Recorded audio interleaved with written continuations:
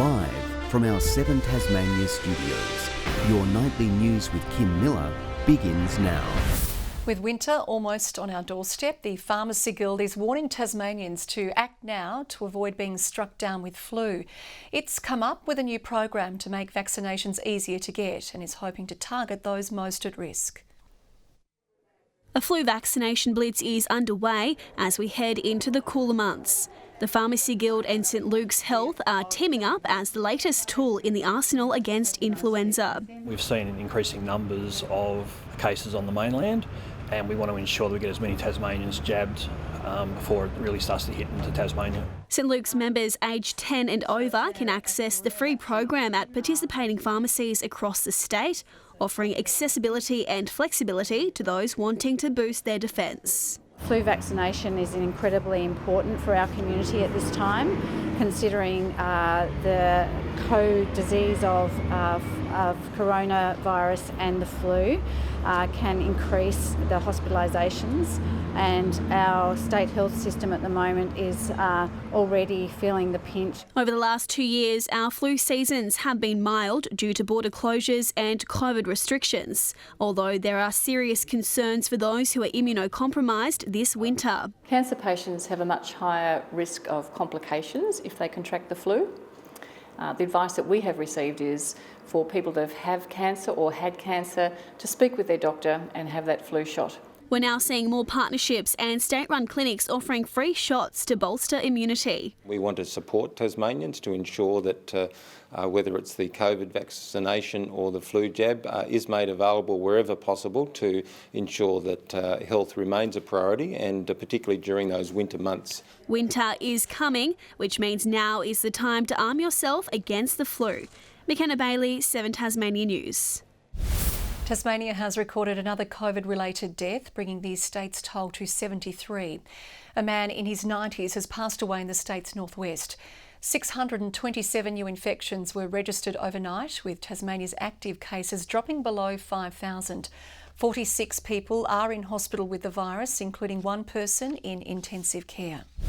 Police are warning motorcycle and scooter owners about a rise in thefts in the south of the state.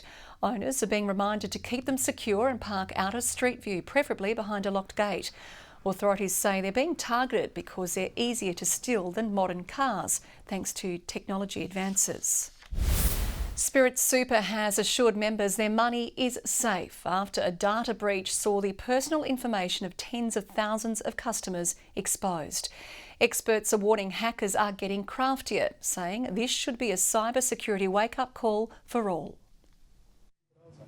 A busy morning for the team at Spirit Super.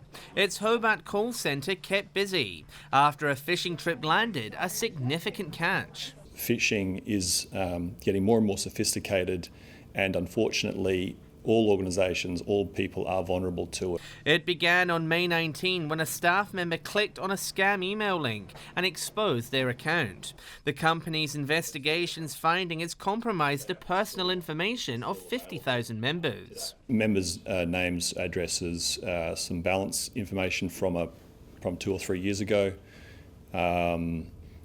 And some, our phone numbers as well. Multi-factor authentication and additional protection beyond passwords also impacted. Experts say that needs to be addressed. It's something unique to an individual user, whether it's within the organisation or a customer. So I think that that's a major concern that the organisation would have to factor. Despite the breach, Spirit is assuring members their money and identification data is safe.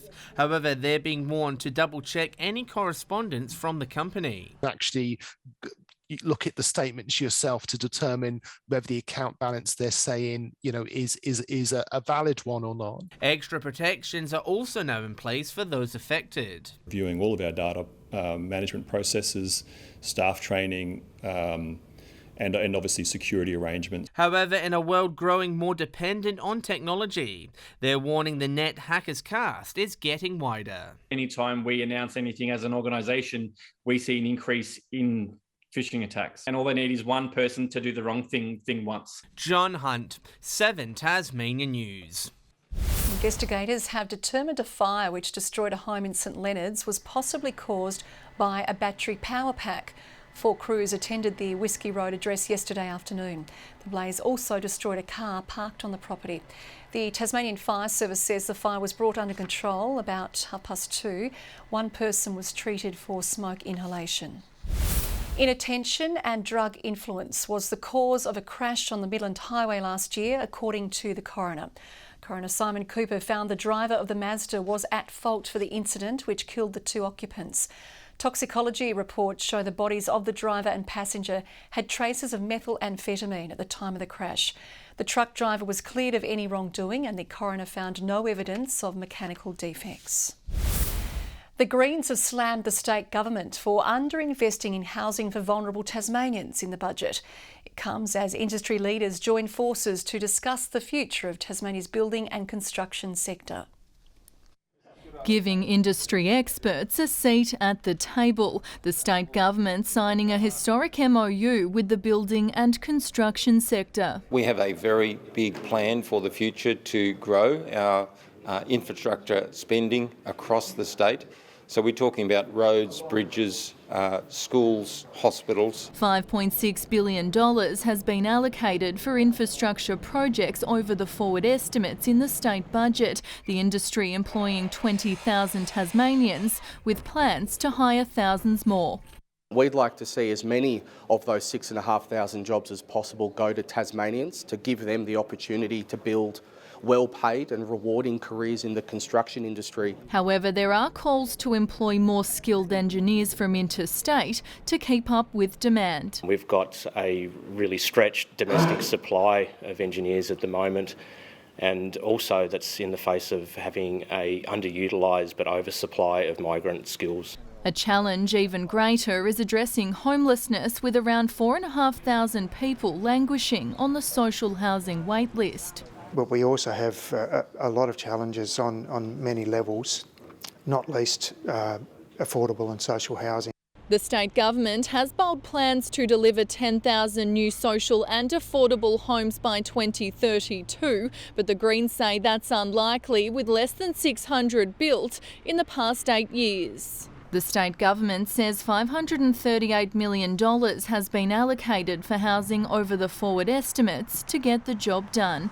Ainsley Kosh, 7 Tasmania News. Parts of the state disappeared this morning, blanketed by thick fog. Lengthy delays were experienced at Launceston Airport. 3 morning flights were impacted by the weather, with 1 plane from Sydney diverted to Hobart. Passengers flying from Launceston to Melbourne reported waiting times of up to 2 hours. The fog lifted around midday, although a number of afternoon flights were also affected. In the TSL, Lauderdale is hoping Saturday's vital win over Clarence will kickstart its inconsistent season. The Southern Bombers brushed off a horror fortnight to defeat the Roos by 41 points and move level on wins with them. Lauderdale's Sam Siggins, who kicked 2 goals, says it's kept their finals alive. We really needed that, and I feel like it was our most important win of the year, and it can set our season up from here. So hopefully we can build off that. And they face the ultimate test this Saturday, playing Launceston at Windsor Park. Time now to check the Crips Player of the Year votes from round 10, and Sam Siggins was judged best on ground in Lauderdale's big win over Clarence. Jordan Lane took maximum votes as the Tigers rolled the Demons on Saturday afternoon. While Joby Harper's start in Launceston's win over bitter rivals North Launceston on Friday night. To the leaderboard now, and Joby Harper and Sam Siggins' performances mean they jump into equal first with Brodie Palfreyman. The trio, however, have some company, with Jack Event and Eddie Cole just a vote behind. Hobart has been allocated one of those men's one-days against South Africa. It's currently pencilled in for January 12, but the date is yet to be confirmed. The Proteas last played here in 2018, defeating an undermanned Australia by 40 runs. This season will be a busy one for the venue, also hosting 8 matches in the Men's T20 World Cup. And Tasmanian wicketkeeper Matthew Wade is celebrating his first Indian Premier League finals win. His Gujarat Titans won the IPL final in 7 wickets against the Rajasthan Royals in Ahmedabad.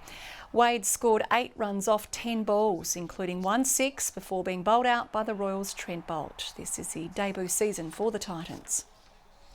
Good evening. Hobart and Devonport just 13 today, and Launceston and Burnie even cooler. Temperatures well below average, some down by 5 degrees. St Helens and Scottsdale are high with 14. Smithton, Friendly Beaches, Bushy Park, Strawn and the Islands all 13. Lyawini are low with a -7. Just a light shower or two over the west and far south today with clear conditions over the northeast. A frontal band of cloud moved over the eastern states, swirling into a low. A line of cloud to our west is another front, more cloud over Western Australia. Tomorrow we see that a weakening front moves to our east with a low to our southwest. A high persists south of Western Australia. Winds fairly strong, northwesterly. They will turn around to the west-southwest at around 25 to 35 knots over the north and west, swells to 3.5 metres. Gale warning for waters between Larrocky Point and Stanley, and from Flinders Island to St Helens Point. A strong wind warning for the central north coast and from Tasman Island to South East Cape. A frost warning for the Midlands and Upper Derwent Valley. A bushwalkers alert for the Western and Central Plateau districts. Snow expected to 600 metres tomorrow afternoon and evening. We can tell what the forecast is going to be like. Cool. Showers developing for Hobart, 11 the top, 11 the high for Adventure Bay. Showers for Tarraleah, a maximum of 6. Launceston 11, along with Devonport, Bridport showery and 12 degrees. Burnie expecting 11 and showers. Strawn the same. Marrawar 11 degrees as well. A high of 12 for St Helens, Swansea, 13 for Whitemark with showers along the east. On Wednesday, another cold day with showers about and fresh southwesterlies. Light showers over the west and far south on Thursday. Showers again prevalent on Friday, most temperatures at 12 to 13 degrees. Partly cloudy in Perth tomorrow, a windy showery day in Adelaide, a cold one in Melbourne, just 11 there. Windy but fine for Sydney and Brisbane. Cool at the moment and partly cloudy, 7 degrees in Hobart, 7 in Launceston and 9 right now in Devonport. Kim, we can also expect some hail across the west and into the Central Highlands, possible thunderstorms on the Bass Strait Islands, and most of the snow should be with us tomorrow afternoon and into tomorrow night, down to 600 metres. Sounds delightful. Winter has arrived early. Thanks, Murph. And that is all your news for this Monday. We'll be back later with updates. Thanks for your company. Good night.